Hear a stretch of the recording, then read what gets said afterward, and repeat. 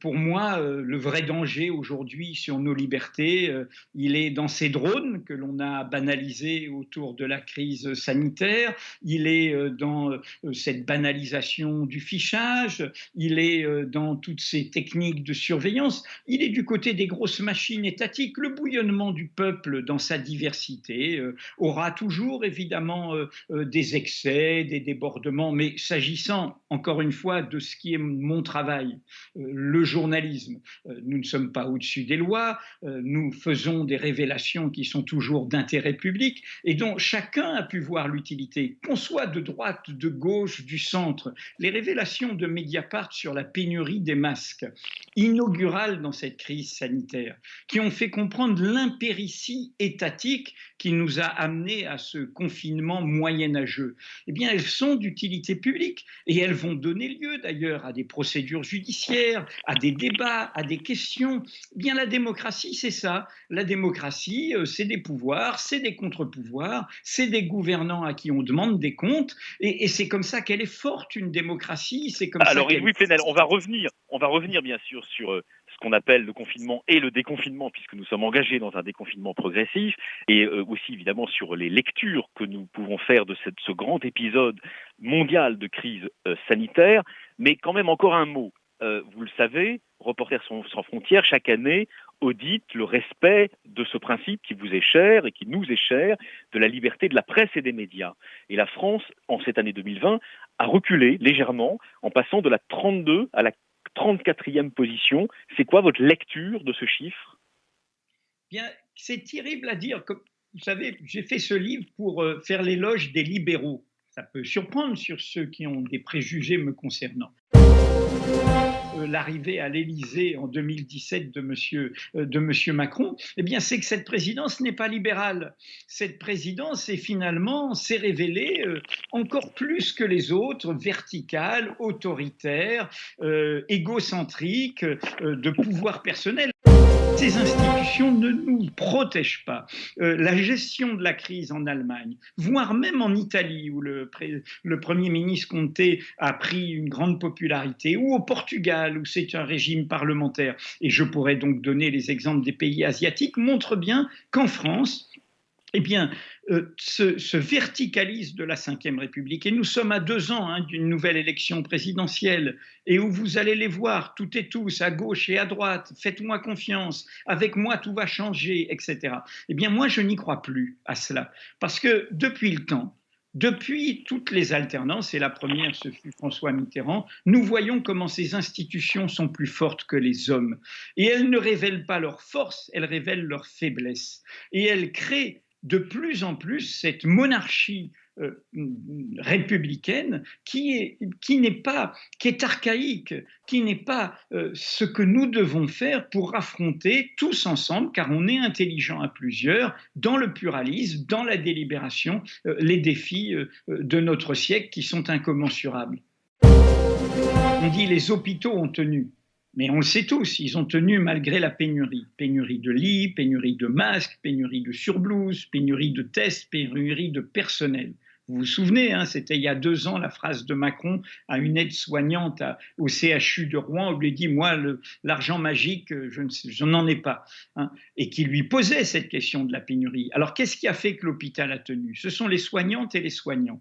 C'est justement l'entraide, la coopération entre tous les rôles, tous les protagonistes, quels que soient les titres, et qui a permis cette merveille française, les urgentistes au rendez-vous, voilà tout ce qui a permis de sauver des vies pendant cette pandémie. Donc moi je pense qu'il nous faut bien sûr des services publics, il nous faut un État, il nous faut du bien commun.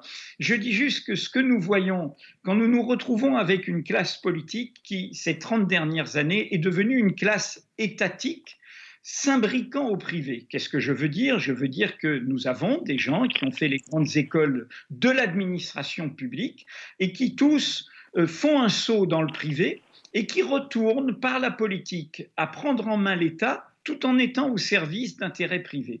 Tout ça rend quoi? Eh bien, créer une haute administration qui a perdu le sens du bien commun. On le voit dans la crise sanitaire. Vous savez, nous, on a fait toutes sortes d'entretiens d'anciens responsables de la Direction générale de la santé qui vous raconteront, regardez Madame Buzyn, Agnès Buzyn, qui a déserté pour aller faire la campagne à Paris en pleine crise sanitaire. Mais elle était avant responsable d'agences de santé, comme la conseillère santé de l'Élysée qui quitte fin janvier et que son patron laisse quitter pour des raisons de convenance personnelle, mais qui était avant responsable de l'ARS du Grand Est. Son expérience aurait été utile. Donc, je crois simplement qu'il nous faut en effet refonder un État au service du bien commun et que cela passe par le fait de défaire une sorte de culture institutionnelle liée à ces institutions qui a mis ce que Chevènement, en son temps, avait appelé l'énarchie,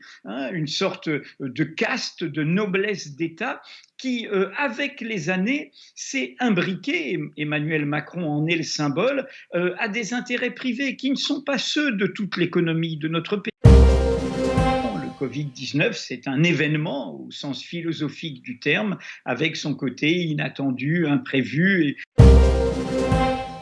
Donc, des plans ont été créés.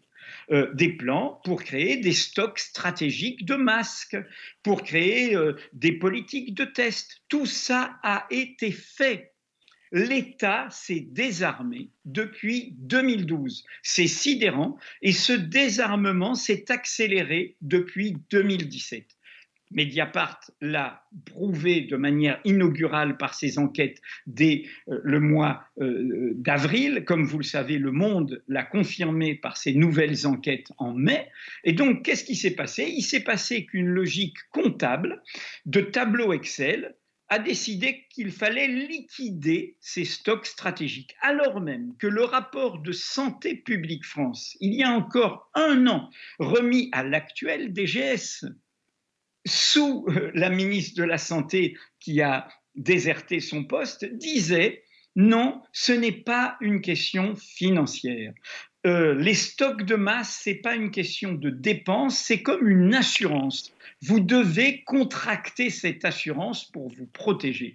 Donc nous racontons avec sidération, parce que nous en sommes stupéfaits, et je pense que quand il y aura les enquêtes judiciaires, on va découvrir d'autres aspects, car c'est une énigme ce qui s'est passé en janvier. Quand ils découvrent que le virus est là, et qu'il faut se parer, et qu'ils communiquent entre eux confidentiellement sur le fait que les stocks de masse ont été défaits, qu'ils sont désarmés, qu'ils ont été divisés par 6, et qu'ils décident, vous le savez, de mentir, jusqu'au fait de dire que les masques sont inutiles.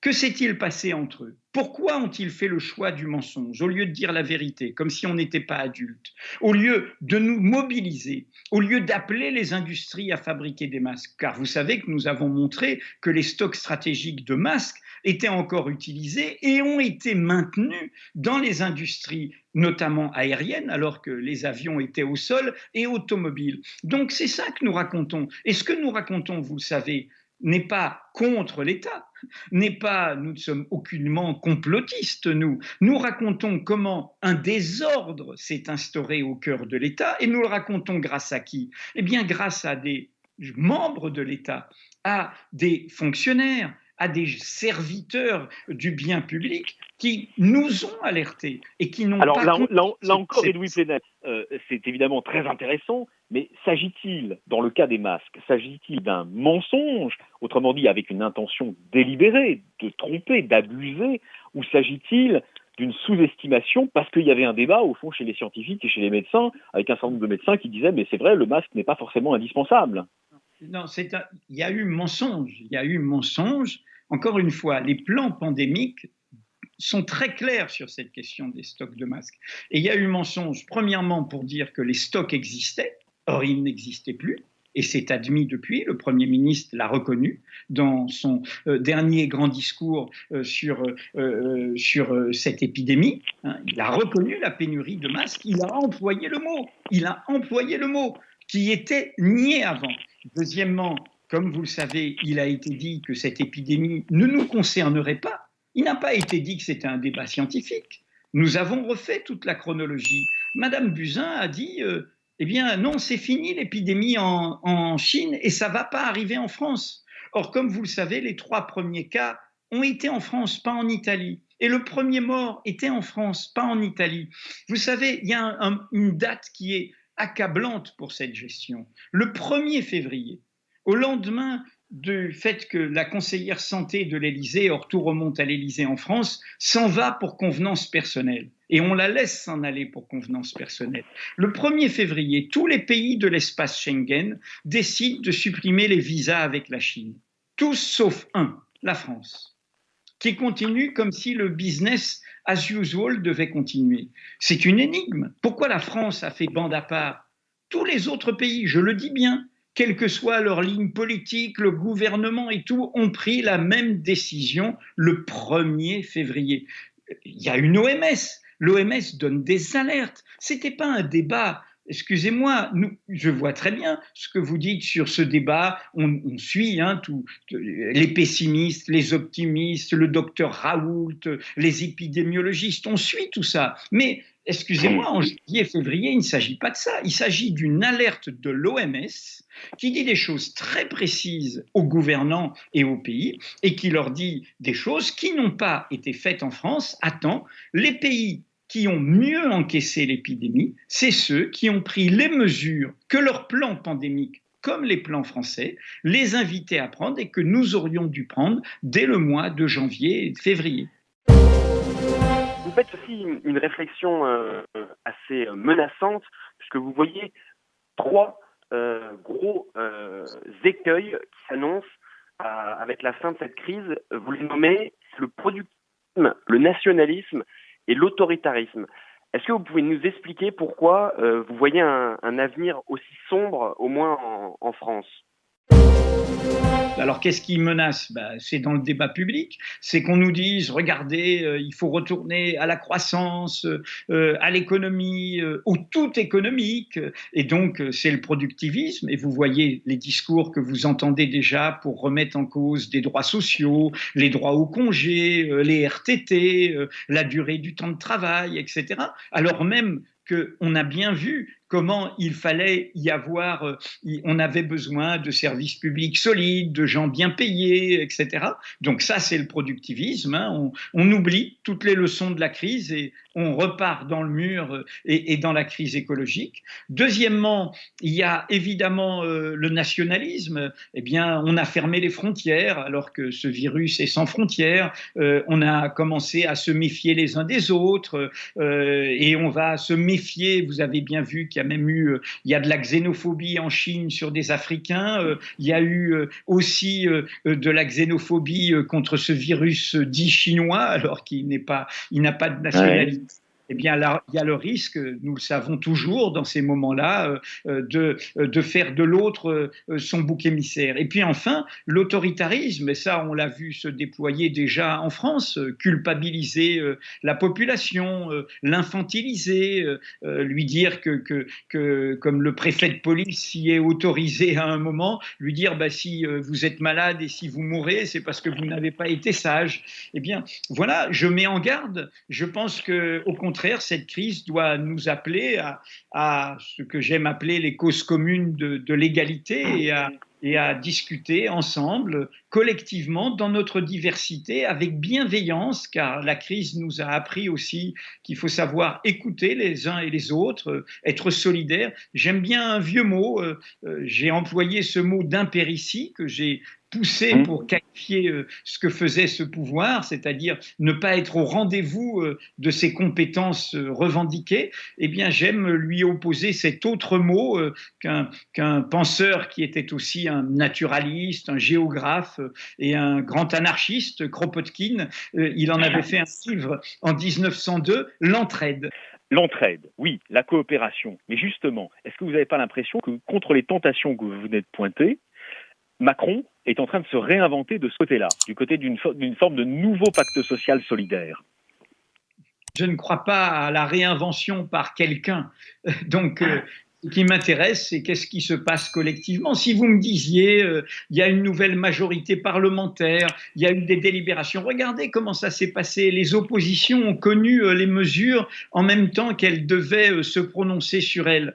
Vous savez, vraiment, on est fort par la délibération. Retournons, quel que soit le statut du président, à un authentique régime parlementaire. Regardez comment Madame Merkel doit gérer. Elle doit gérer avec son opposition. Elle doit discuter avec elle avant. Elle doit délibérer avant d'annoncer. Elle doit discuter avec les Länder, car il n'y a pas d'uniformité nationale. On l'a bien vu sur le déconfinement. Bref, retrouvons ce qui est au cœur de la nature, la pluralité, la diversité et justement l'entraide. Contrairement, vous savez, Monsieur Macron, c'est un héritier du darwinisme social, qui est une idéologie qui trahit la pensée du grand naturaliste Darwin, cette idée qu'il y aurait les premiers de cordée, hein, la sélection par les plus forts, par les gagnants et tout. Et ce que raconte au contraire, et il y a eu une grande exposition sur les arbres à Paris, à la Fondation Cartier, avec un botaniste, Stefano Mancuso, qui raconte ça très très bien,